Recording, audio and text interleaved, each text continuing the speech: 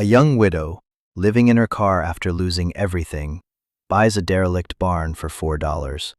What she found sealed beneath its floorboards was not just an inheritance, but a final, impossible choice from the man she loved.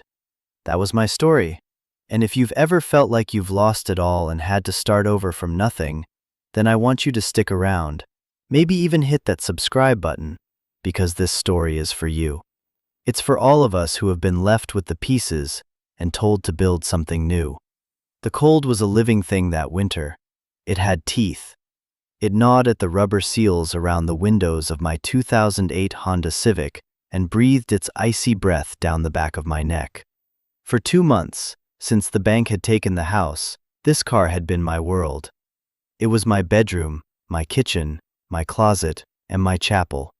It was also a monument to a life that had evaporated so fast, I still got dizzy thinking about it. The passenger seat, where Daniel had always sat, was piled high with the things I couldn't bear to part with.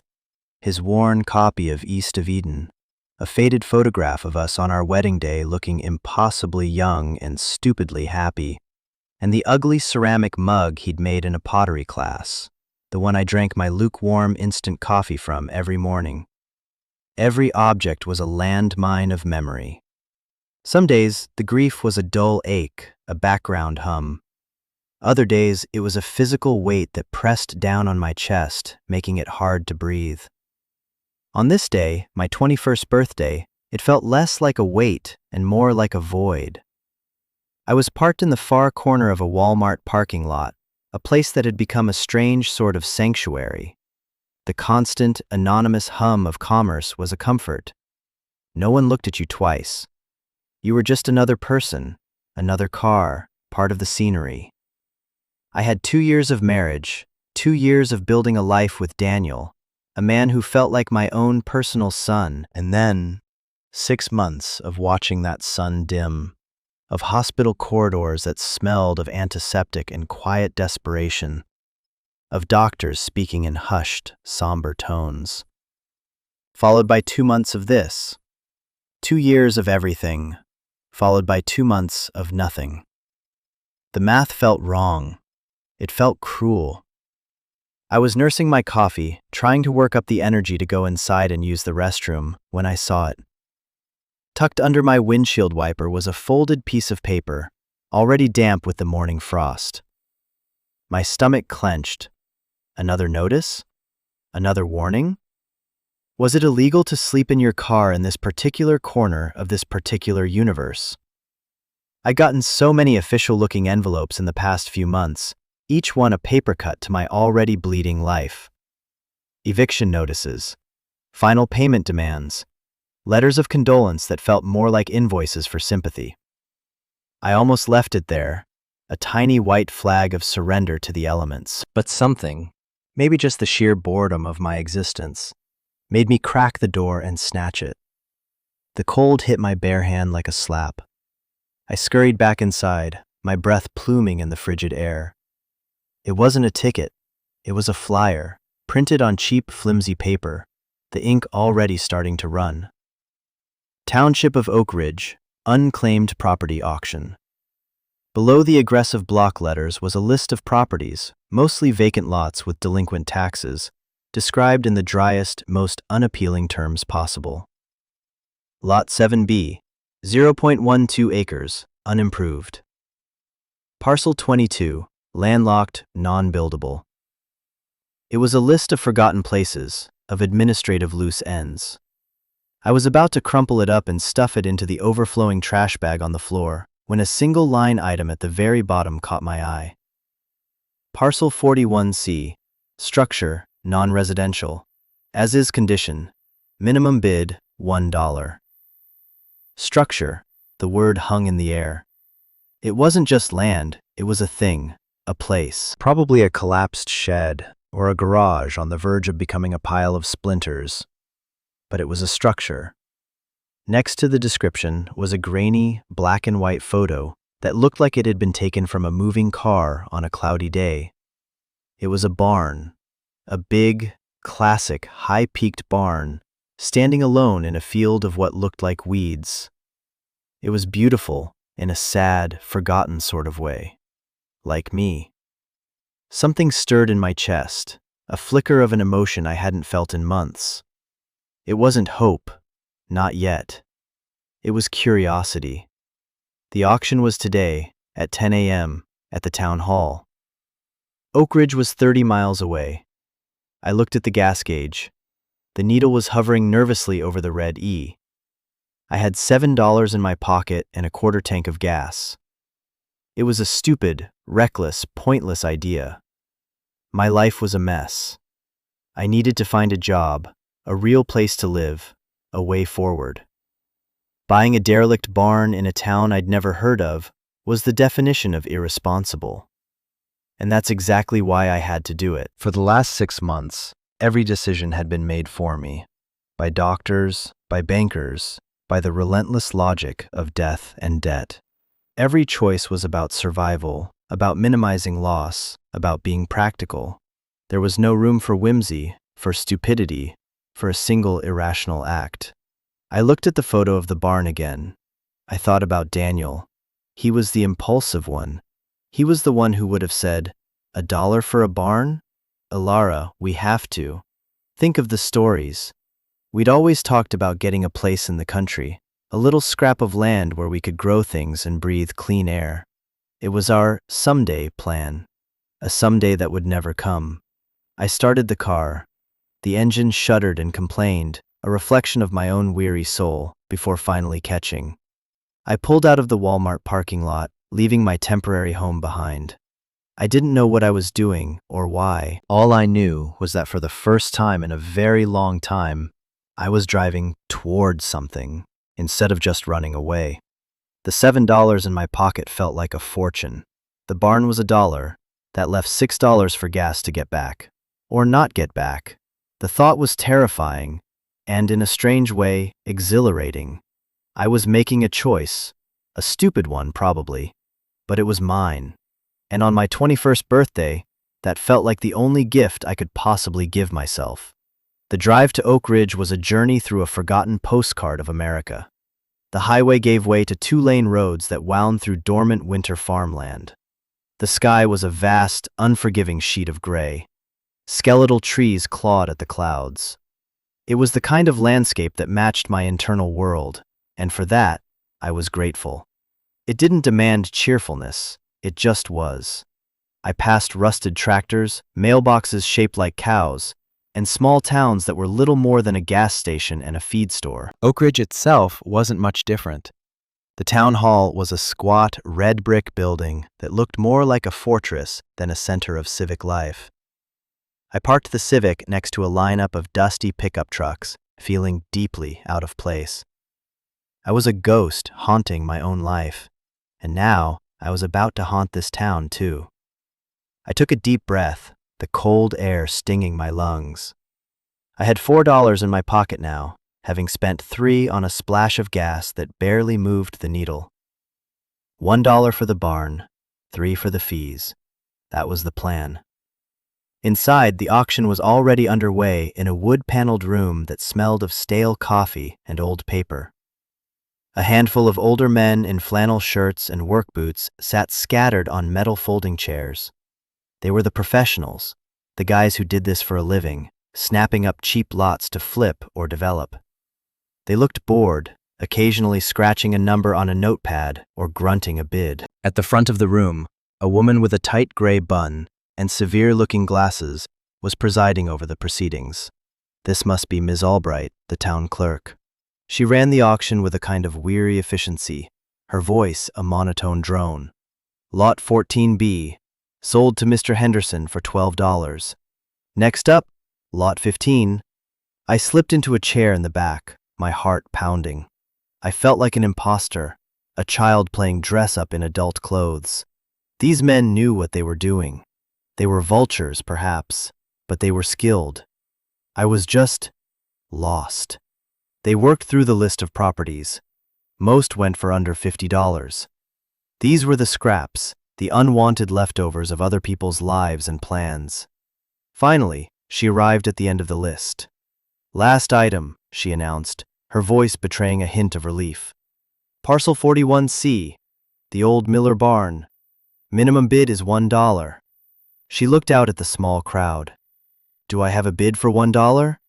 My hand shot up before I could think. It felt like someone else was controlling my body. Ms. Albright's eyes, magnified by her thick lenses, found me in the back row. A flicker of something, surprise, pity, crossed her face. I have $1 from the young lady in the back. She looked at the other men. Do I have two? One of the men, a burly guy with a thick beard, snorted. You'd have to pay me to take that heap of junk, Martha, he said. The other men chuckled. My face burned. So it was a heap of junk. Of course it was. What did I expect for $1? Going once, Ms. Albright said, her voice flat. She wasn't looking at them anymore. She was looking at me. Going twice. My breath hitched. This was it. The dumbest, most impulsive decision of my life. Sold, she said, banging a small wooden gavel with a soft thud that echoed in the quiet room. To the young lady for $1. It was done. I owned a barn. I wasn't sure whether to laugh or cry. I felt a wave of nausea, followed by a strange, giddy lightness. The men were already getting up, scraping the chairs on the floor, talking in low rumbles. I stayed seated, paralyzed. I had just spent 25% of my net worth on a building I'd never seen, in a town I didn't know, based on a grainy photo on a flyer. Daniel would be so proud. Or he'd think I had finally, completely lost my mind. Maybe both. I walked to the front desk on unsteady legs. Ms. Albright was shuffling papers. She looked up as I approached. Here to pay for your acquisition? She asked. There was no judgment in her voice, just a quiet professionalism. But her eyes were kind. Yes, ma'am, I whispered. I pushed the crumpled dollar bill and 3 more for the filing fees across the counter.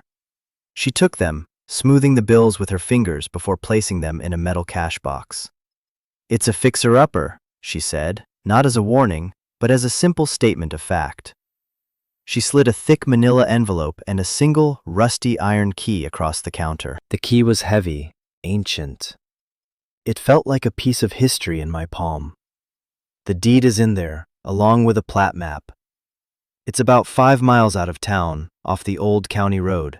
Can't miss it. Thank you, I said, my voice barely audible. She paused, her hand still on the envelope. Listen, honey, she said, her voice dropping. The taxes are paid up for the year. But Henderson, the man who laughed, he owns the surrounding farmland. All of it. He's been trying to get the township to condemn that barn for years so he can consolidate his parcels. He'll probably come sniffing around, make you an offer. He's not a bad man, but he's a businessman. I just nodded, unable to process the information. A man named Henderson. Condemnation. Business. It was all a foreign language. All I had was a rusty key and an envelope. Just be careful, she added, then turned back to her paperwork, the conversation clearly over. I walked out of the town hall and back into the biting wind, clutching the envelope to my chest like a shield. The key was cold and heavy in my pocket. I had a deed. I had a map. I had a place. A heap of junk, maybe. A structure in as-is condition. But for the first time in months, it felt like I had something that was mine. Not a memory, not a debt, but a piece of the actual, physical world. I got in my car, spread the map out on the passenger seat over Daniel's book, and traced the route with my finger. 5 miles. I could make it 5 miles. The needle on the gas gauge hadn't moved. It was a good omen. Or maybe it was just broken. At this point, it hardly mattered. The road to the barn was less a road and more a suggestion. The pavement gave out after a mile, turning into a gravel track that quickly devolved into 2 muddy ruts carved through a field of dead corn stalks. My little Civic, built for smooth suburban asphalt, protested loudly, its undercarriage scraping against the high center of the path. Each jolt and shudder felt like it was shaking my own bones loose. Ms. Albright had said I couldn't miss it, and she was right. It rose up from the flat, brown landscape like a shipwrecked vessel on a desolate sea. It was bigger than it looked in the photo, much bigger, and more dilapidated. The roof sagged in the middle like a tired old horse. Several wooden slats had fallen from the walls, leaving dark, gaping wounds. The whole structure leaned slightly to the east, as if weary of fighting the westerly winds that swept across the open fields. It was a ruin. A beautiful, magnificent ruin. My ruin. I parked the car as close as I could get and got out. The silence was absolute, broken only by the rustle of the wind through the dead weeds and the creak of a loose piece of tin on the roof. It was a lonely sound. I walked a slow circle around the barn, my boots sinking into the soft, damp earth. The scale of it was overwhelming. It was a cathedral of decay. The wood, weathered to a silvery gray, was covered in patterns of moss and lichen. A faded advertisement for chew mail pouch tobacco was just barely visible on the side facing away from the road, a ghost of a bygone era. The main doors were massive, big enough to drive a tractor through, and held shut by a thick, rusty chain and a modern brass padlock. My heart sank. The key Ms. Albright had given me was an old, wrought iron skeleton key. It wouldn't fit this. Of course. $1 doesn't buy you easy access. I felt a surge of despair. Had I really driven all this way, spent my last dollars, just to be locked out of my own pile of junk? I leaned my forehead against the rough wood of the door, fighting back tears of frustration. It was all just a stupid, childish fantasy. I was an idiot. A broke, homeless idiot with a useless key and a deed to a locked building. I slid down to the ground, my back against the door, and hugged my knees to my chest. The cold from the damp earth seeped through my jeans. I stayed there for a long time, watching the gray clouds move across the sky, feeling the full weight of my foolishness settle over me. After what felt like an hour, the cold finally spurred me to action. I wasn't going to give up. Not yet. I had come this far. I got up and started walking the perimeter again, this time more methodically. I ran my hands over the walls, testing the boards, searching for any weakness. Near the back, half hidden by a thicket of thorny bushes, I found it. A smaller door, a human-sized door, almost completely obscured. It had an old, rusted lock, the kind with a keyhole shaped like a cross. My heart leaped. I fumbled in my pocket for the key. It was heavy and real. I slid it into the lock. It was stiff with rust and disuse. For a moment, I thought it wouldn't turn. I put both hands on it, closed my eyes, and pushed. With a groan of protest and a loud, satisfying clunk, the mechanism turned. The door opened inward with a low moan, like a giant waking from a long sleep. A wave of air, thick with the smell of dust, dry hay, and something else, the sweet, earthy scent of decay, washed over me. I stood on the threshold, peering into the gloom. The interior was vast and dark. The only light came from the open door behind me and from thin, brilliant shafts of sunlight that pierced through the gaps in the walls and roof. They cut through the darkness like laser beams, illuminating swirling galaxies of dust motes. It was like stepping into a forgotten church.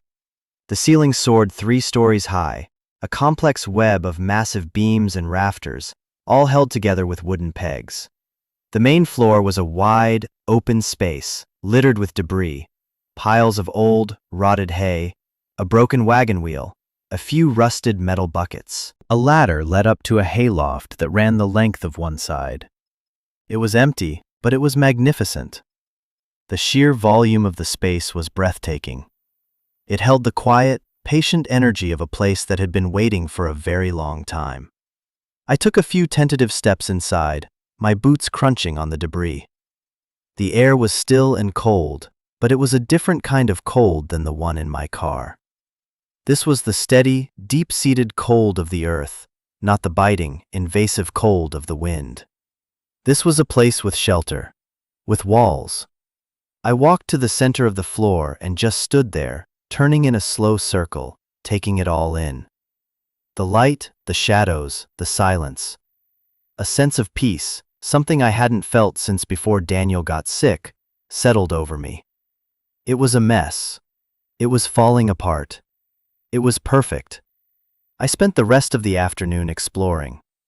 I climbed the rickety ladder to the hayloft, my heart in my throat with every creak, and looked out over the main floor. From up there, the shafts of light were even more dramatic. I imagined the loft filled with fresh hay, the barn filled with the sound of animals. I imagined Daniel here with me, his face lit up with excitement, already making plans. "We can put a workshop over there, Alara, and a studio for your painting up here, where the light is good." The thought was so clear, so real, that it was physically painful. I had to sit down on the dusty floorboards until the wave of grief passed. It was when I was sitting there, my legs dangling over the edge of the loft, that I noticed it. Down on the main floor, in the far corner, one of the floorboards looked different. The others were wide, rough-hewn planks covered in a uniform layer of dirt and grime. This one was slightly cleaner, and it didn't seem to be sitting quite flush with the others. It was probably nothing, a trick of the light. But the seed of curiosity had been planted. I climbed back down the ladder and walked over to the corner. Up close, it was definitely different. The wood was a slightly different color, and I could see a faint, straight line around its edges, as if it had been cut out and replaced. There was no nailhead visible. I knelt down, my knees complaining on the hard wood. I tried to pry it up with my fingernails, but it wouldn't budge. I looked around for something to use as a lever. I found a rusty old crowbar leaning against the wall, a gift from the barn gods. It took some effort. The board was fitted with a craftsman's precision, but finally, with a groan of splintering wood, I got the tip of the crowbar under the edge and lifted. The board came up, revealing a dark, square hole. My heart was hammering against my ribs. What had I found? A root cellar? An old well? I peered into the darkness, but I couldn't see anything. I pulled my phone out of my pocket, my hands shaking so badly I almost dropped it, and turned on the flashlight.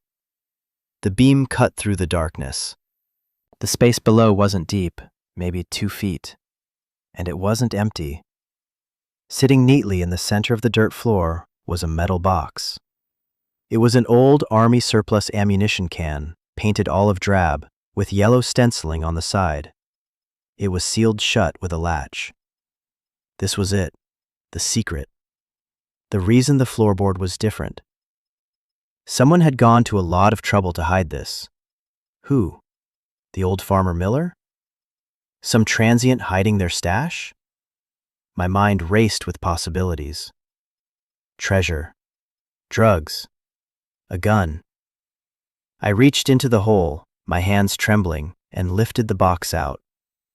It was heavy. Heavier than I expected. I placed it on the floor, the metal cold against the dusty wood. I stared at the latch. It wasn't locked. It was just a simple lever. All I had to do was open it.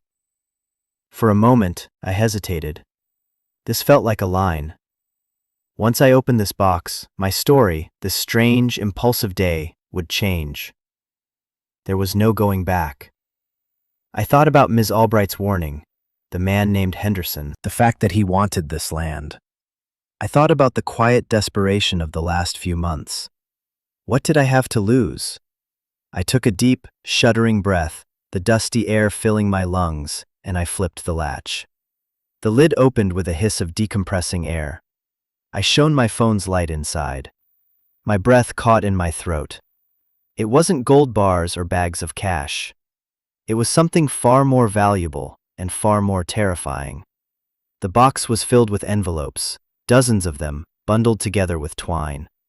And on the top of the stack, in a handwriting I would recognize anywhere, was a single, folded note. It just said my name, Alara. My knees gave out. I sat down hard on the floor next to the box, the crowbar clattering beside me. The single word, my name, written in Daniel's familiar, messy scrawl, was a punch to the gut. It was impossible. Daniel was dead. He'd never been to this town, to this barn. Our someday plan was just talk, a dream we kicked around late at night. It wasn't real. It wasn't a place on a map. And yet, here it was. His handwriting in a box, buried under the floor of a barn I had just bought for $1. My mind refused to connect the dots. It felt like a dream, a hallucination brought on by grief and cold and hunger. I reached into the box with a trembling hand and picked up the note.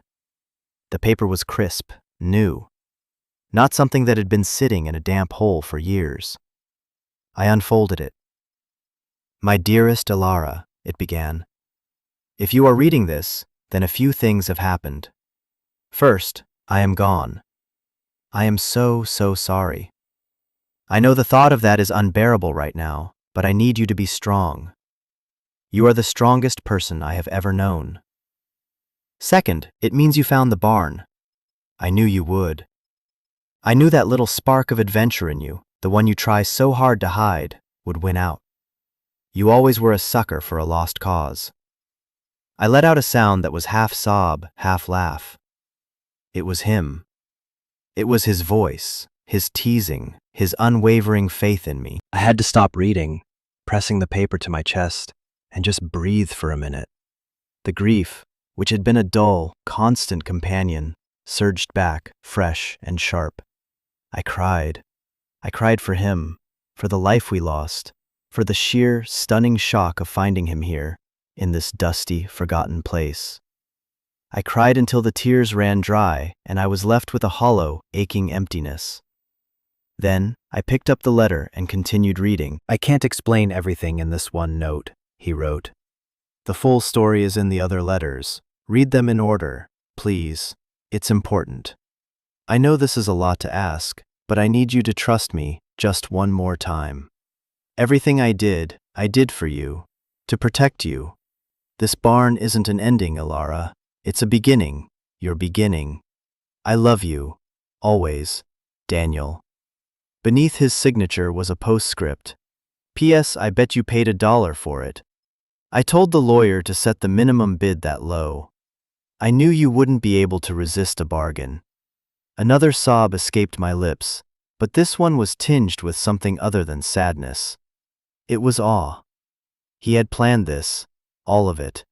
The auction, the minimum bid, the key. He had somehow orchestrated this entire insane day from beyond the grave. He had known me so well. He had known that the practicality that had been forced on me would eventually break, and that my impulsive heart would lead me here. I looked into the box.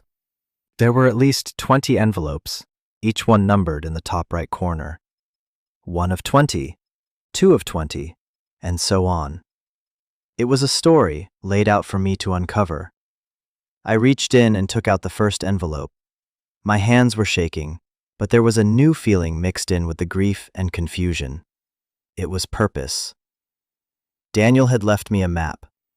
Not just a map to a barn, but a map to understanding the last year of his life, a year that, I was beginning to realize, I knew nothing about. I sat there on the floor of my $4 barn, the last rays of the afternoon sun slanting through the broken walls, and I opened the first letter. The world outside, the cold, my hunger, the precariousness of my situation, all of it faded away. There was only the letter, the box, and the ghost of my husband, speaking to me through the pages. "Letter 1, it began. "The day I got the diagnosis." My blood ran cold. I thought I knew that day. I was there. I held his hand as the doctor said the words, inoperable and palliative. But as I read on, I realized I was wrong. The diagnosis he was writing about wasn't the one I knew. It came 6 months earlier. "They found it by accident," he wrote.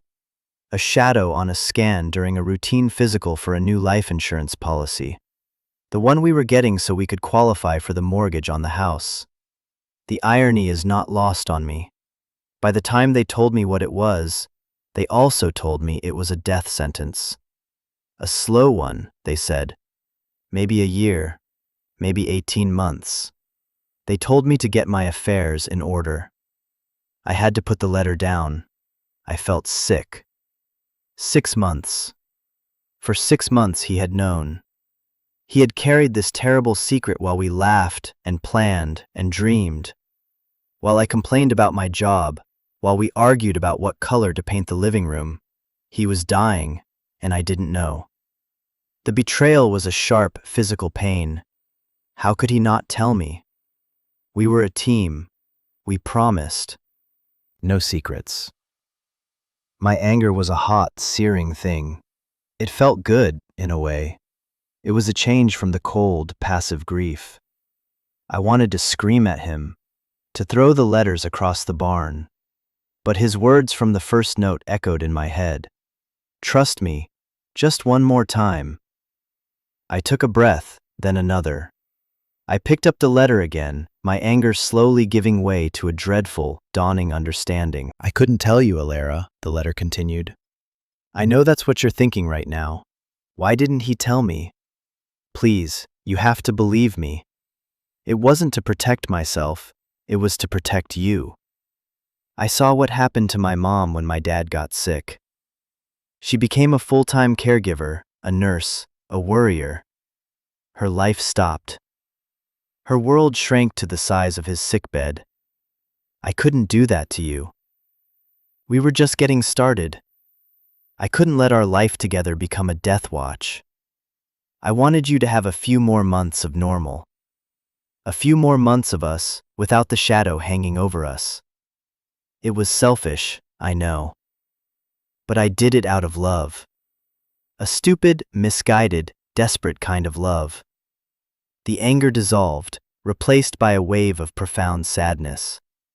I saw him now in a new light. Not the brave, optimistic man who faced his illness with grace, but a terrified young man, trying to hold back the tide with his bare hands. Every happy memory from that 6-month period was now tainted, recast as a scene in a tragedy where only one actor knew the final lines. Our trip to the coast, the anniversary dinner he insisted on splurging on, the nights we stayed up late talking about the future. He was saying goodbye, and I never even knew. The first letter ended there. I sat in the growing darkness, the single piece of paper trembling in my hand. The story I thought I knew about my own life, about my own marriage, had been a lie. A well-intentioned lie, a loving lie, but a lie nonetheless. And this barn, this box of letters, was the truth. It was Daniel's confession, his last will and testament, his final act of love. I had to know the rest. I reached for the second envelope. The light was fading fast. I used my phone's flashlight to read. This letter was different. It was less emotional, more practical. It was about money. After the diagnosis, I started thinking about what would happen to you, he wrote. I knew we were in debt, the mortgage, the car loan, my student loans. I knew that my illness would be expensive, and that when I was gone, all of that weight would fall on you. The life insurance policy was denied, of course, because of the pre-existing condition they had so conveniently discovered. I was a liability, so I started looking for another way. He went on to explain how he'd taken a second job, a freelance consulting gig for a tech company, working late at night after I'd gone to bed. He told them he was saving for a house. He funneled all the money into a separate bank account I didn't know about. He lived a double life, a man preparing for his own death while pretending to build a future. It wasn't much at first, he wrote. A few $100 here, 1,000 there. But I was obsessed. Every dollar I saved was a dollar that would keep the wolves from your door for one more day. Letter after letter, I pieced together his secret life. He sold his vintage guitar collection, the one he loved so much. He told me he'd gotten tired of it, that he wanted to focus on other things. He cashed out the small stock portfolio his grandfather had left him, telling me the market was too volatile. Every lie had been a layer of protection for me. And then, the story took a turn. In letter number 12, the tone changed. His consulting work had led him to stumble upon something. The company he was working for, a subsidiary of a massive agricultural conglomerate called Agricorp, was doing something shady. They were developing a new, highly aggressive pesticide and were burying the data from their own internal studies that showed it was carcinogenic and was leaching into the groundwater in their test sites. One of those test sites was a small, rural community, Oak Ridge. My blood turned to ice. Agricorp. I knew that name. It was the parent company of Henderson Farms. The logo was on the side of every one of the shiny new trucks that had passed me on the road. Mr. Henderson, the man who laughed at my $4 purchase, wasn't just a farmer. He was part of something much bigger. I found the proof, Alara, Daniel wrote, his handwriting becoming more frantic, more urgent. Memos, buried lab results, emails between executives. They knew. They knew they were poisoning people, and they were preparing to go to market anyway. I copied everything onto a hard drive. I was going to go to the press, to the EPA. I was going to be a hero. But then he got sick. Not his terminal illness sick, a different kind of sick. A sudden, violent bout of what the doctors called aggressive pneumonia. The timing was too perfect. I think they found out I had the data, he wrote. I think they tried to silence me. I don't know how. Maybe someone I trusted. I got paranoid. I knew I didn't have much time left, and I couldn't risk them finding the drive. I couldn't risk them coming after you. So I made a plan. A crazy, stupid, last-ditch effort plan. He used the money he had saved, every last penny, to buy this barn. He bought it anonymously, through a lawyer, using a shell corporation. He paid the taxes 5 years in advance. It was the one piece of property in the area not owned by Agricorp or one of its subsidiaries. It was an island, his own little Area 51, right in the middle of their territory. The barn is the safe, he wrote in the final letter, number 20, and the key is in your hands. Underneath the box where you found these letters, there's another loose board. It's all there, Alara. The hard drive with the original, unredacted files. And the rest of the money. I scrambled back to the hole in the floor, my phone's light bouncing frantically. I tossed the empty ammo box aside. He was right, another board. This one was smaller. I pried it up with the crowbar. And there, nestled in a waterproof bag, was a small external hard drive. And next to it, wrapped in plastic, were stacks and stacks of cash. $100 bills. My hands shook so hard I could barely hold the flashlight steady. I pulled one of the bundles out.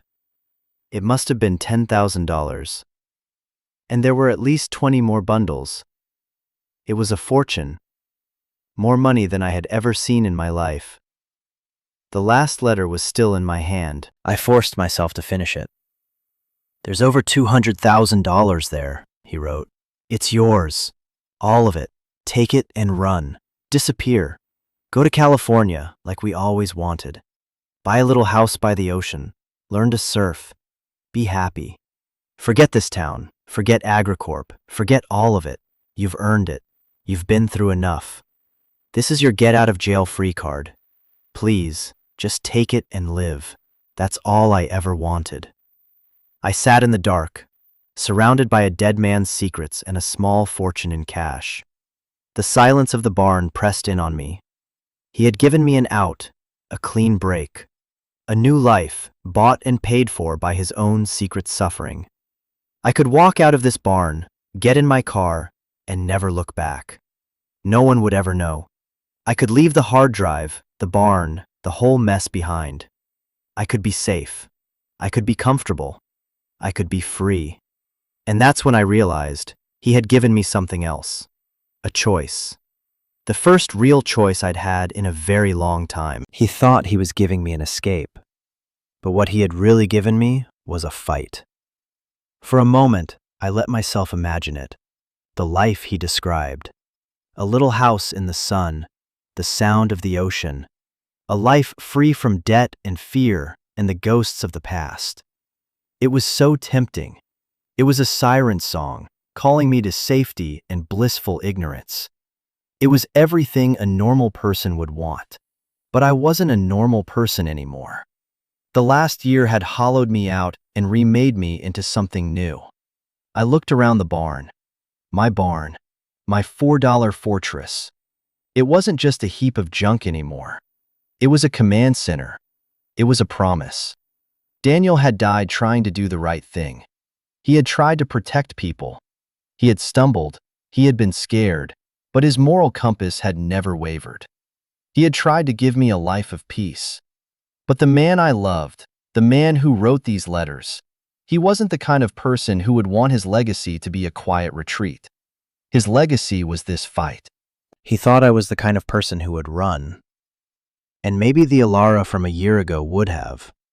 But the Alara sitting on this dusty floor, the one who had survived loss and poverty and lived out of her car, she was different. She was tired of running. I thought about Ms. Albright at the town hall, the way she looked at me with pity and kindness.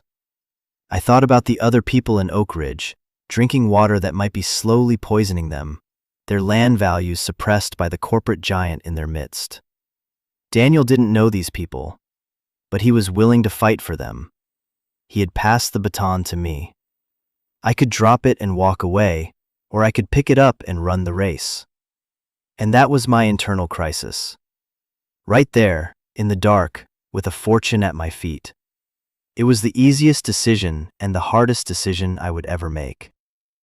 Take the money and live a life of comfort, haunted by the knowledge of what I'd left behind. Or use the money to stay, to fight, to finish what Daniel had started, and risk everything. Risk being discovered by a powerful, ruthless corporation. Risk losing it all over again. If you've made it this far in the story, I want to pause and ask you something. Have you ever been faced with a choice like that? The easy wrong versus the harder right? It's a moment that defines you. It's where your character is forged. I'd love to hear about a time you had to make a tough choice in the comments below. Because in that moment, I felt so alone, but I know I'm not. We all face these crossroads. This community we're building here is for people who understand that. So please, share your story. It matters. Now let's get back to the barn. I stayed there all night. I didn't sleep. I just sat with the box of letters and the money and the hard drive, and I thought. I thought about Daniel's sacrifice. I thought about the life he wanted for me, and the life he would have wanted for himself, one of purpose and meaning. By morning, the gray light of dawn filtering through the cracks in the walls, my decision was made. It felt less like a choice and more like an inevitability. There was only one path forward. I packed up the hard drive and the letters. I took one stack of the money, $10,000, and put the rest back under the floorboards, along with the box. I covered it all back up, sliding the precisely cut board into place. It was my war chest. Daniel had intended it as escape money. I was repurposing it as a legal fund. My first stop was the hardware store in Oak Ridge. A bell above the door jingled as I entered. The place smelled of sawdust and metal and oil. An old man with a magnificent white beard looked up from behind the counter. "Help you?" he asked, his voice a low grumble. "I need a heavy-duty chain and a padlock," I said, my voice more confident than I felt. "And a good hammer. And nails." He raised an eyebrow. "Taken on a project?" "You could say that," I said. "I bought the old Miller barn."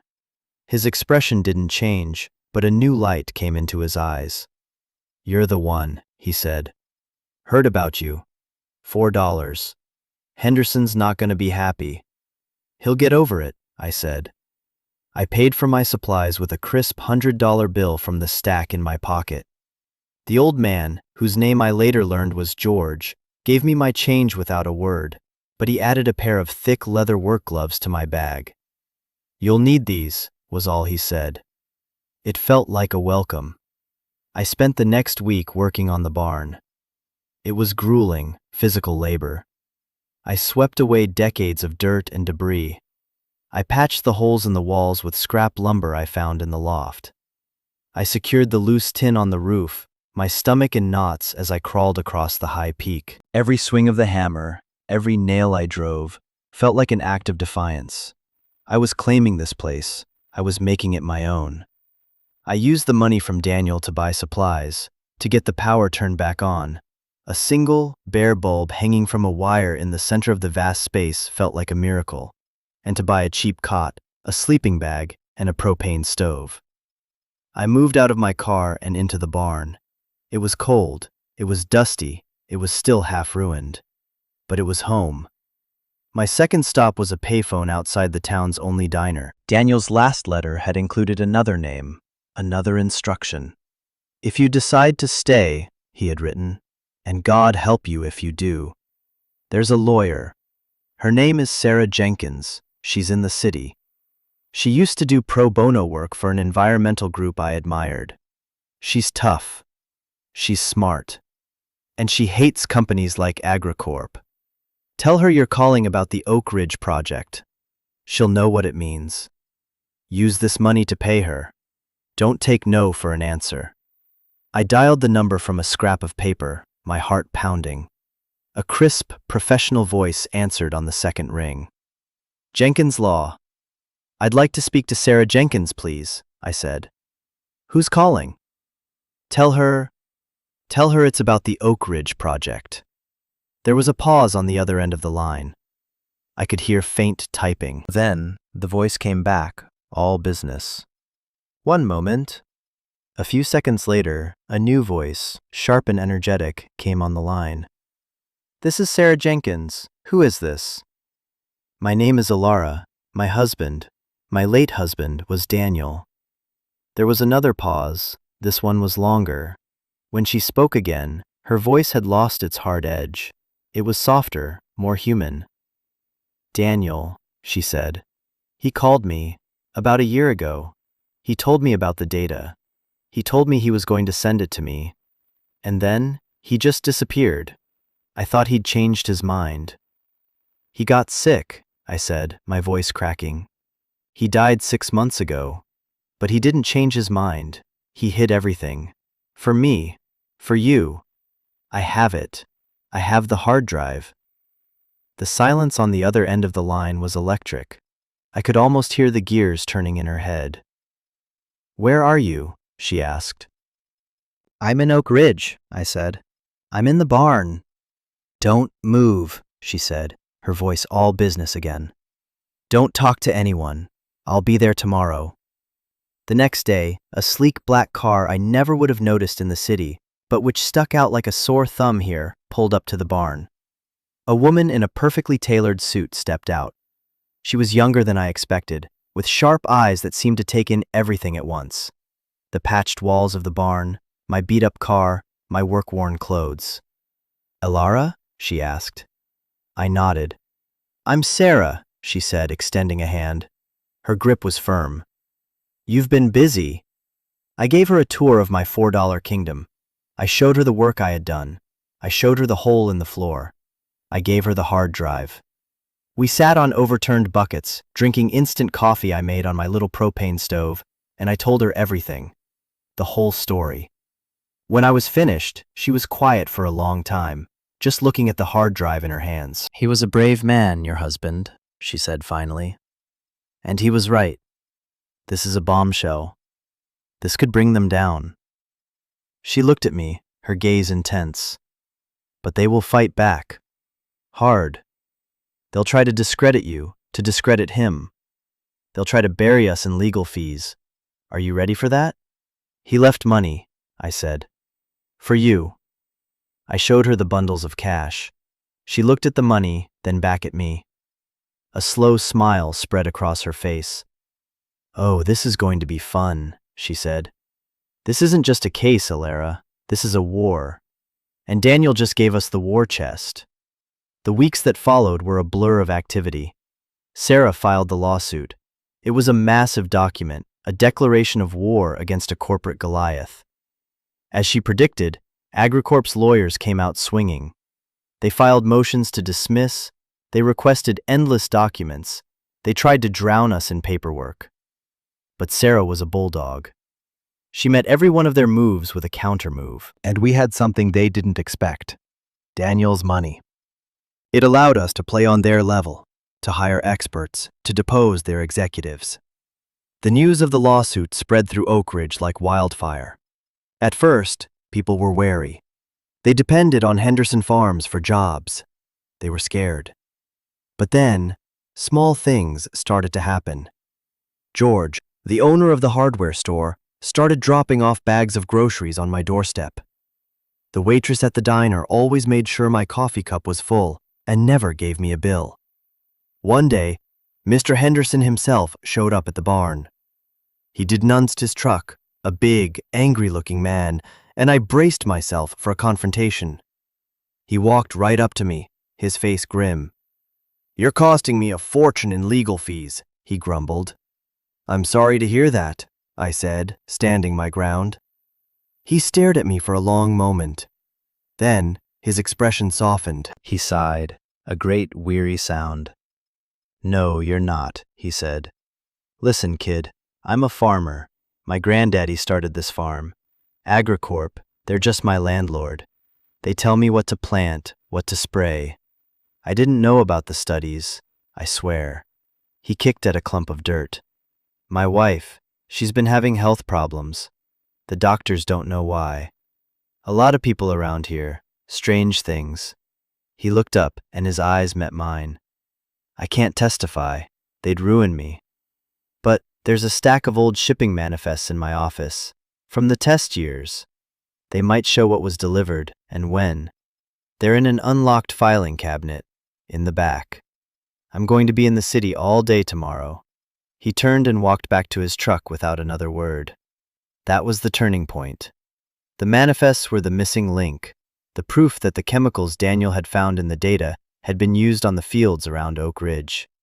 The case was no longer just about corporate malfeasance. It was about people. It was about justice. The fight is far from over. It will be years, most likely. But something has shifted. In me and in this town. The barn is no longer just a structure. It's become a symbol, a headquarters. People stop by now to talk, to offer help, to share their stories. I'm fixing the roof, for real this time, with lumber donated by a local mill. We're turning the main floor into a community meeting space. The other day, I was standing on the ridge, looking down at the barn. The setting sun hit the new tin on the roof, and it shone like a beacon. I thought about Daniel's last letter. "Take the money and run," he'd said. He wanted me to be happy. I think, in his own way, he would be. Because I finally understood what it meant to be rich. It wasn't the money in the floor. The money was just a tool. The real richness was in the purpose, in the fight, in the community that was slowly, tentatively, forming around this shared struggle. It was in the knowledge that I was finishing the story my husband had started. I had turned his final gift, an escape, into a legacy. And I had turned his last goodbye into my new beginning. Home isn't a place you buy, it's a place you build. Sometimes you have to build it out of the ruins of what you've lost. You find the one good board in the wreckage, and you start from there. My story isn't over, it's really just beginning.